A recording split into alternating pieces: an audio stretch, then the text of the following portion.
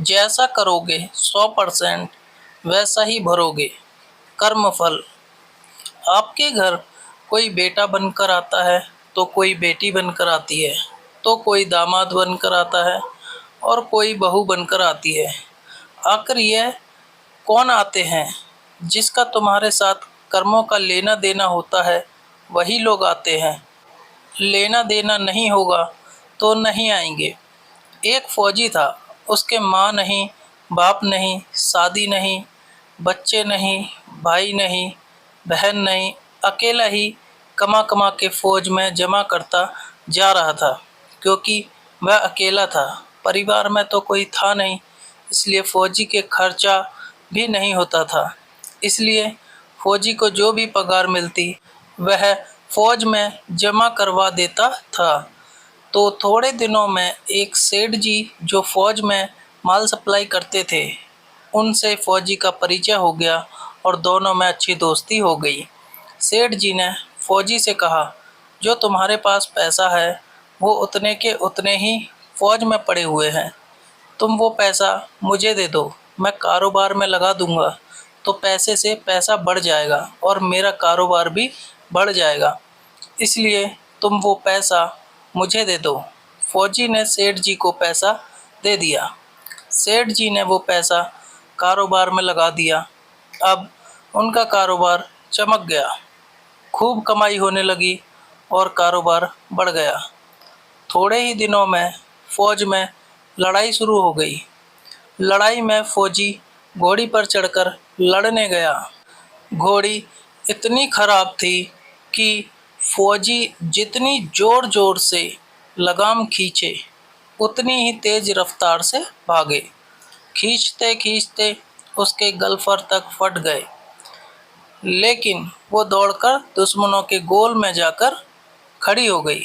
दुश्मनों ने फौजी पर वार किया और फौजी वहीं पर मर गया और घोड़ी भी मर गई।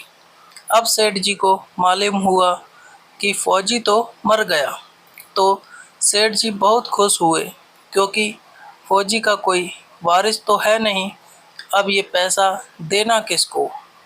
अब मेरे पास पैसा भी हो गया, कारोबार भी चमक गया, लेने वाला भी नहीं रहा, तो सेठ जी बहुत खुश हुए।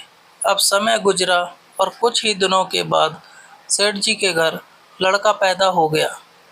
अब सेठ जी और ज़्यादा खुश कि भगवान की मुझ पर बड़ी दया है। खूब पैसा भी हो गया, कारोबार भी हो गया, लड़का भी हो गया और लेने वाला भी मर गया। सेठ जी बहुत खुश। वो लड़का बचपन से ही होशियार था, पढ़ाई लिखाई में समझदार था, बिल्कुल सेठ जी की तरह होशियार था। सेठ जी ने उसे खूब अच्छी तरह से पढ़ाया लिखाया। जब लड़का पढ़ लिख कर बड़ा हो गया तो सेठ जी ने सोचा कि अब ये कारोबार संभाल लेगा, चलो अब इसकी शादी करा देता हूँ। सेठ जी ने लड़के की शादी बड़े ही धूमधाम से करवाई। किसी भी चीज़ की कमी नहीं थी। शादी करते ही घर में बहुरानी आई। अब सेठ जी ने सोचा कि चलो लड़के की शादी भी हो गई, अब तो यह पूरा कारोबार संभालेगा। लेकिन कुछ ही दिन आराम से बीते कि अचानक लड़के की तबीयत खराब हो गई। अब सेठ जी कभी डॉक्टर के पास, कभी हकीम के पास, तो कभी वैद्य के पास दौड़ रहे। डॉक्टर जो दवा दे रहे वो दवा असर नहीं कर रही। लड़के की बीमारी धीरे धीरे बढ़ती ही जा रही थी। सेठ जी का पैसा बर्बाद हो रहा था और बीमारी बढ़ती ही जा रही थी। रोग नहीं कट रहा था, पैसा खूब लग रहा है। अब अंत में डॉक्टरों ने सेठ जी से कह दिया कि तुम्हारे लड़के को लाइलाज मर्ज हो गया, इसको अब असाध्य रोग हो गया, ये लड़का 2-3 दिन में मर जाएगा। डॉक्टरों के जवाब देने पर सेठ जी निराश होकर अपने लड़के को लेकर रोते हुए अपने घर की तरफ जा रहे थे। रास्ते में एक आदमी मिला और उसने कहा, अरे सेठ जी, क्या हुआ? बहुत दुखी लग रहे हो। सेठ जी ने कहा, यह मेरा जवान इकलौता लड़का है। मैंने सोचा कि बुढ़ापे में ये मेरी मदद करेगा। अब इसकी शादी हुए थोड़े ही दिन बीते हैं कि यह बीमार हो गया। मैंने इसके लिए खूब पैसा लगा दिया, पानी की तरह पैसा बहा दिया। जिसने जितना मांगा मैंने उसे उतना ही दिया, लेकिन आज डॉक्टरों ने जवाब दे दिया, अब ये बचेगा नहीं, असाध्य रोग हो गया, लाइलाज मर्ज है। अब इसे घर ले जाओ, ये 2-3 दिन में मर जाएगा। उस आदमी ने कहा, अरे सेठ जी, तुम क्यों दिल छोटा कर रहे हो? मेरे पड़ोस में एक वैद्य जी दवा देते हैं। 2 आने की पुड़िया खाकर मुर्दा भी उठकर खड़ा हो जाता है। जल्दी से तुम वैद्य जी से दवा ले आओ। सेठ जी दौड़कर गए और 2 आने की दवा की पुड़िया ले आए। पुड़िया लाके लड़के को खिलाई और जो ही लड़के ने पुड़िया खाई और कुछ ही क्षण में वो लड़का मर गया। लड़का मर गया। अब सेठ जी जोर जोर से रो रहे थे। सेठानी भी रो रही और घर में बहू रानी और पूरा गांव भी रो रहा। गांव में शोर मच गया कि बहू रानी और सेठ जी की कमर जवानी में टूट गई। सब लोग रो रहे। तब एक परमात्मा जी वहाँ पर आए। उन्होंने कहा, भाई क्यों रो रहे हो, क्या हुआ? लोग बोले, इस सेठ का एक ही जवान लड़का था, वो भी मर गया, इसलिए सब लोग रो रहे हैं, सब दुखी हो रहे हैं। महात्मा बोले, सेठ जी अब रोना क्यों? सेठ जी ने कहा, महाराज जिसका जवान बेटा मर गया हो वो रोएगा नहीं तो क्या करेगा? महात्मा बोले, और उस दिन तो आप बड़े खुश थे। सेठ जी ने कहा, किस दिन? महात्मा बोले, फौजी ने जिस दिन तुम्हें पैसा दिया था उस दिन। सेठ जी, हाँ, कारोबार के लिए पैसा लिया था तो खुशी तो था ही। महात्मा बोले, और उस दिन तो आपकी खुशी का ठिकाना ही नहीं था। सेठ जी ने कहा, किस दिन? महात्मा बोले, अरे सेठ जी, जिस दिन फौजी मर गया था तो तुमने सोचा कि अब तो पैसा भी नहीं देना पड़ेगा, माल भी बहुत हो गया, कारोबार खूब चमक गया, अब कुछ देना भी नहीं पड़ेगा। बहुत खुश थे। सेठ जी ने कहा, हाँ महाराज, खुश तो था। महात्मा बोले, और उस दिन तो तुम्हारी खुशी का ठिकाना भी नहीं था, पता नहीं कितनी मिठाइयाँ बट गई। सेठ जी ने कहा, किस दिन?